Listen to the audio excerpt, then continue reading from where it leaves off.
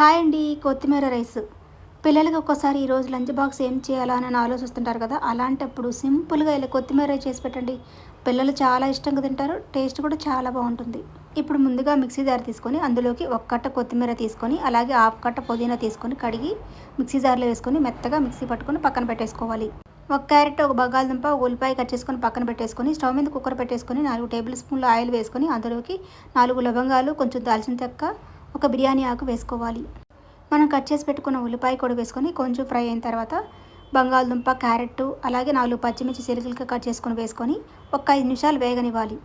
ఇప్పుడు మనం కొత్తిమీర పేస్ట్ చేసి పక్కన పెట్టేసుకున్నాం కదా, ఆ పేస్ట్ కూడా వేసుకొని అలాగే ఒక స్పూన్ అల్లం వెల్లుల్లి పేస్ట్ కూడా వేసుకొని మరో 5 నిమిషాలు వేగనివ్వాలి.